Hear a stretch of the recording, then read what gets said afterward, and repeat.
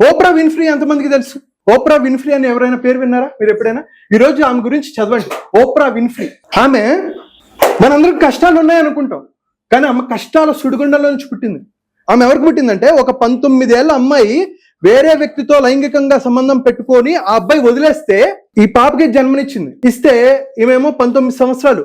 ఎలా డబ్బులు ఎర్న్ చేయాలో తెలియదు, ఏం చేయాలో తెలియకపోతే వాళ్ళ అమ్మమ్మ వాళ్ళ ఇంట్లో, అంటే ఈ ఓప్రా విన్ఫ్రీ గారు అమ్మమ్మ వాళ్ళ ఇంట్లో ఆమె పెరిగితే, అమ్మమ్మ ఎటువంటి కఠినస్త్రాలు అంటే, ఈ చిన్న పాప తప్పు చేస్తే, అంటే ఇప్పుడు మనం మంచినీళ్ళు తీసుకురమ్మన్నాం అనుకోండి, మంచినీళ్ళు తీసుకురమ్మంటే ఈ గ్లాస్ ఉంటుంది కదా, ఈ గ్లాస్ లో ఇలా వేలు పెడుతుంటే నువ్వు ఎందుకు అలా చేస్తున్నావు అని చెప్పి విపరీతంగా కొట్టేది. ఏడుస్తుంటే మళ్ళీ కొట్టేది. కొన్నిసార్లు గట్టిగా కొడితే రక్తం వచ్చేసేది అనమాట.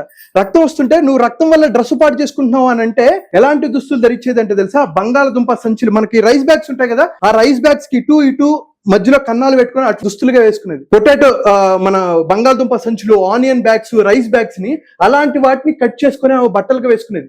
తినడానికి తిండి లేకపోతే ఎవరో డస్ట్బిన్ దగ్గర విసిరేసిన ఫుడ్ ఉంటే దాన్ని ఏరుకొని తినేది. అయితే వాళ్ళ అమ్మగారు సరిగ్గా చూసుకోవట్లేదని చెప్పి ఓప్రా విన్ఫ్రీని ఏం చేశారో తెలుసు? వాళ్ళ మేనమావ గారి వాళ్ళ ఇంట్లో పెడితే ఈమె ఉద్యోగానికి వెళ్ళేది. తన సొంత వాళ్ళు కజిన్స్ తనని మానసికంగా లైంగికంగా 9 సంవత్సరాలు 13 సంవత్సరాలు ఈ వయసులో ఆమె ఎంత వేదనకు గురయ్యారంటే అలా. అయితే ఆమె 14 సంవత్సరాలకి గర్భవతి అయింది. దాన్ని చేసింది ఎవరో తెలుసా? వాళ్ళ సొంత వాళ్ళు. అసలు ఏం చేయాలో కూడా తెలియదు. ఆ బిడ్డకి జన్మనిస్తే ఎటువంటి ఫుడ్ తీసుకోవాలో తెలియదు, ఏం తీసుకోవాలో తెలియకపోతే ఆ బిడ్డ చనిపోతుంది. ఇన్ని బాధలు దిగమింగుకొని ఆమె ఈ రోజు ఏ స్థాయిలో ఉన్నారో తెలుసా? ఆమె నెట్వర్త్ 25,000 కోట్లు.